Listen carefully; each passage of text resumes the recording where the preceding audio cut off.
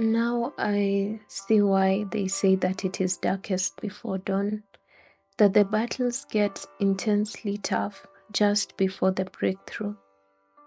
In Exodus chapter 5, when Moses and Aaron went before Pharaoh as instructed by God, to ask for the Israelites' freedom, Pharaoh was very wroth. He claimed that because of the idleness or the much time that they had, they were devising ways to, go and, spend that time by worshiping their God. Yet we know again that this is just a cover up because he was afraid that the free labor that he had had for so long would be going. This caused him to exert or impute more labor on the children of Israel through their taskmasters. They, the Israelites, were therefore expected to produce the same quota of brick they were producing before without being provided with the straw they were using to produce these bricks before. And so the pressure became so bad, for this was too much. I mean, they were already crying out before and had sorrow because of this work and their taskmasters. In verses 21, we see the Israelite officers actually met Moses and Aaron and pointed out to them that they were the cause of their troubles, the increased and unbearable labor and pain. And I'll even go ahead and read it. And they said to them, "Let the Lord look on you and judge, because you have made us abhorrent in the sight of Pharaoh and in the sight of his servants, to put a sword in their hand to kill us." This is after they had just left Pharaoh's presence, trying to, petition Pharaoh to reduce his demand. But Pharaoh had chased them away, claiming that they had to produce the same quota of bricks they used to produce before, now without the straw. And so from this statement, we see that they actually thought, we are eventually going to die. Like, this is so bad. This is not going to end well. And we see in response, Moses himself goes to God, wondering why the troubles for his people were just increasing. And it says, "For since I came to Pharaoh to speak in your name, he has done evil to these people. Neither have you delivered your people at all." Clearly the waters had been stirred.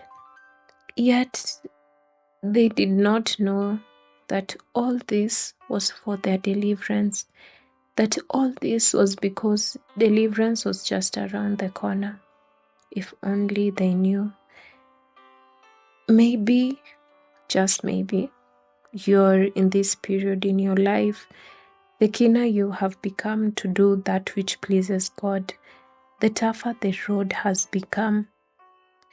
The battles seem to have increased by the day. Or maybe you've just given your life to Jesus Christ, wholly dedicated yourself to walking this walk of faith. But alas, the promised joy and reward that you expected is not in sight, and there seems to be more days of struggle ever since. The enemy is also very quick to convince you that it was better before you made this decision, that life was easier then. And to be honest, you're kind of toying with this idea. Perhaps you know Christ and have walked with him for some time. You're a disciple, so he draws you closer and he's moving you from strength to strength, but it's tough. And a lot of times, or lately, you wonder why all seems to be falling apart. I believe this passage of scripture, in fact, the whole Exodus 5, sheds light on what might be happening in the background. That many are times where the breakthroughs are preceded by intense strife. And like the Israelite soldiers, we might actually blame the very things, the very people, and the very processes sent by God to help us.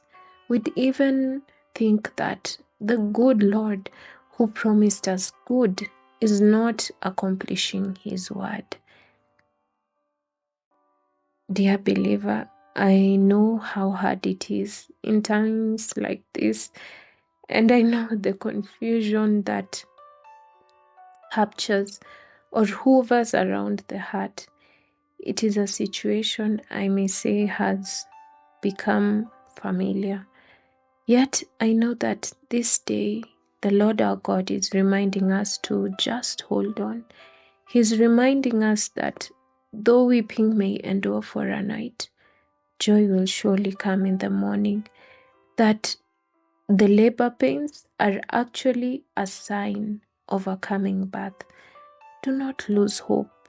It is very probable that your breakthrough is around the corner. Trust God's character. He is good and faithful, and we know that He actually delivered the children of Israel from this bondage. And at the end of it all, I always remind myself the promise in Romans chapter 8, or the words there, that the sufferings of this present time are not worthy to be compared with the glory which shall be revealed in us. Be blessed.